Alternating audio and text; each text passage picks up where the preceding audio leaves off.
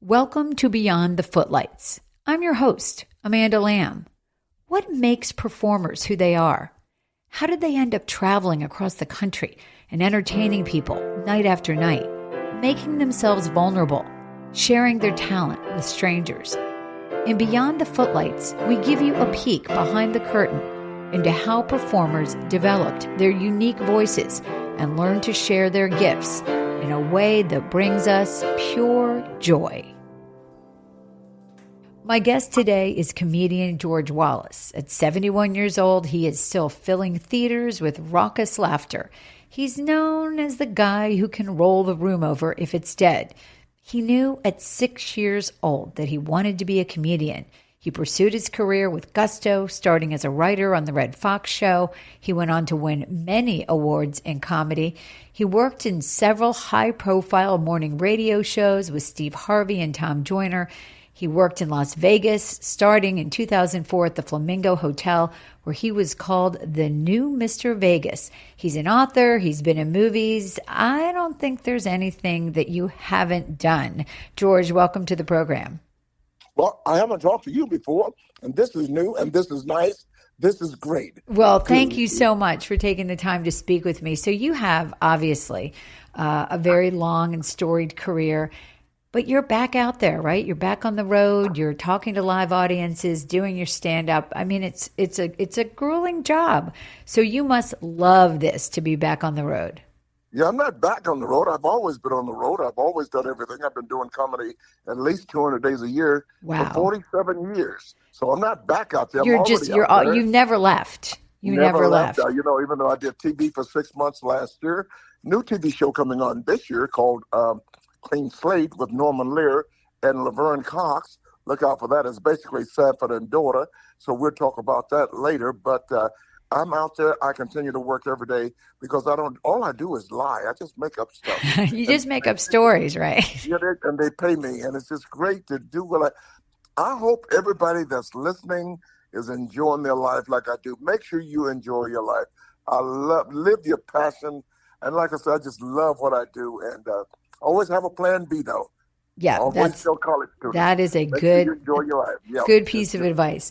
Okay, yeah. So I read your bio, and you apparently knew it. I made that up too. Go ahead. You made it. Okay, well, But you talked about knowing at a really young age that you wanted to be a comedian. How did you know that? I mean, what was it about comedy that really struck you as a child? Well, anytime anybody's laughing, the greatest thing that ever happened in life is for you to see a smile on a baby's face, that smile. And when you see that smile, and by the way, if you see someone without a smile, give them yours. So that's important. At 6 years old, I know watching TV, watching Red Fox and Milton Berle and Johnny Carson and everybody when I was a kid, they would make people laugh. And so what better moments than joyous moments? And to this day, when I see happy people, it makes me happier. So when I was a kid, I would listen to stories on TV, late night TV, and I would take those jokes back to school and make the kids laugh. And I was not the class clown, but I was a happy person and a humorous person, and I always wanted to be a comedian. That's what I want to do for a living. You know, I always ask this of comedians when I get the opportunity to interview them. Were you in a funny family? I mean, did you grow up around people that were funny? Of course, my whole house was funny. I'm the baby of 7 kids, and my mom and father, they were crazy, and they always make you laugh. You know, it's all about having fun. My dad would say stupid stuff like, "Dad, let me drive the car." He'd just go, "Mm-hmm." "Dad, can I use the car?" "Mm-hmm." And we knew that was not a yes. You know? Well, and with 7 kids, I mean, I'm sure you've got stories you could tell for forever about what that was like. Yeah, growing up like that. Who were the comedians who inspired you when you were growing up? Well, without a doubt, I'm in the business because of Red Skelton, just so many, Red Fox, Moms Mabley, Judge Pigmeat Markham, Rodney Dangerfield, Johnny Carson, Richard Pryor, everybody that was funny. And back in the day, when I was a kid, and maybe when you were a kid, you got to think about there were less than 50 comedians in the world. So they were very high profile, yeah. Yeah, when we were kids, you watched television. A comedian came on. There were only three TV stations. Remember, NBC, Oh, CBS, I and remember. I ABC. remember. I So lived it. anytime we saw a comedian, we go like, "Wow, he made us laugh. He made us funny," Yeah. And that's what I wanted to do, and that's what I'm doing today. And I'm just getting started. Oh, I hear you. It sounds like you are. Well, what about comedians today? I mean, there's so many more platforms, obviously, because people are on TikTok and they're on YouTube and they're kind of getting discovered. But who are some of the comedians today that you watch and that you are inspired by, and maybe some of the young up and comers? Well, I like DC Young Fly. I like all of the young kids coming up today. Some I can't even remember the names right now. Bill Burr, I don't know whether he's young, but he's a friend of mine. You got, Maybe oh he's my, younger than you are, so maybe we can qualify that, right? That he's young. yes. What about like your inspiration for your comedy? I know a lot of comedians are observational. They listen to conversations, they watch people, they pay attention, and that often leads to creating jokes. Is that something you do when you're out and about in the world? That's all I do is listen and watch. Great example. I live in New York City, and I'm on the top floor. And Friday, my doorman calls upstairs. He says, "I have a food delivery. Should I send it up?"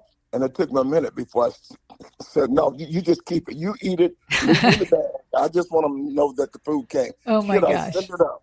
Yeah. Why do people say stupid stuff? Of course I want it sent up. Well, what do you think I Why want do to you do think with I that? ordered it, right? Exactly.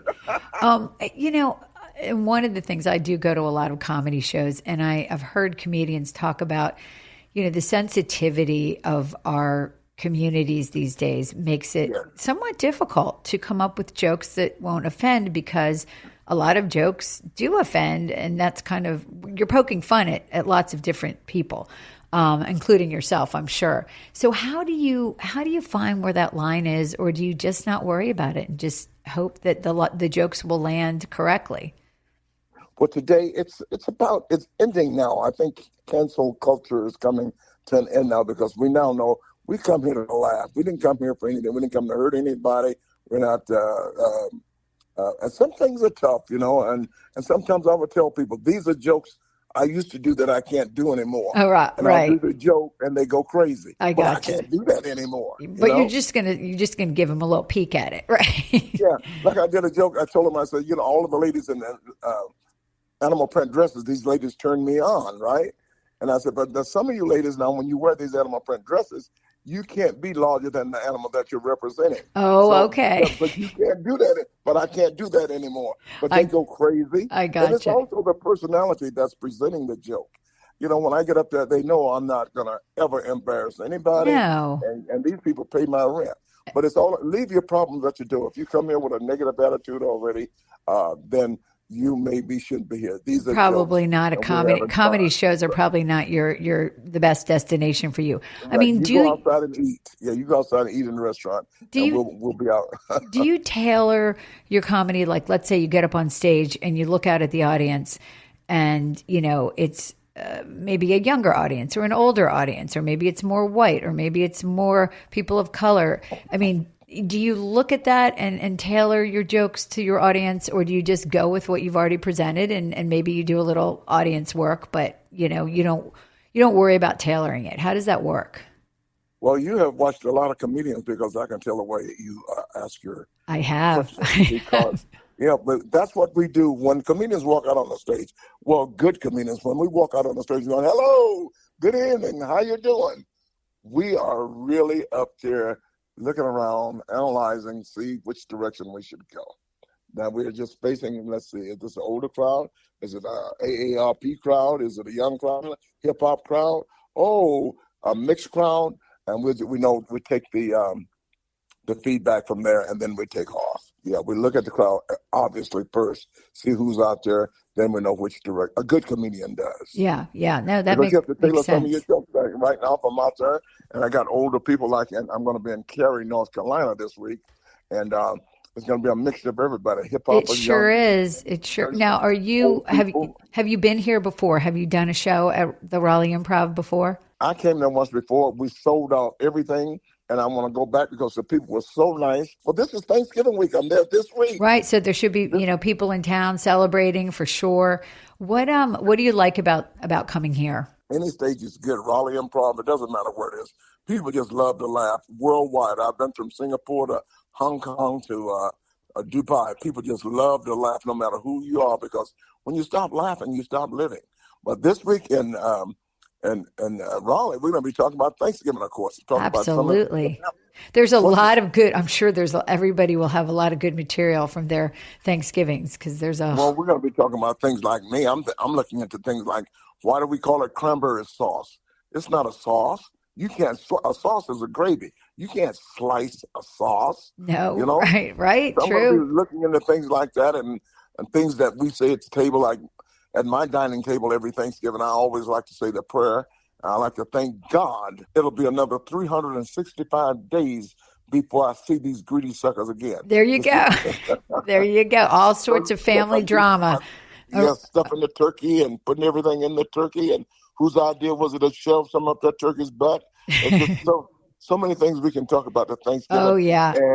And why do we travel across the country? This is what gets me. Why do we get on the airplanes and travel 3,000 miles when we can just go 4 houses down the street?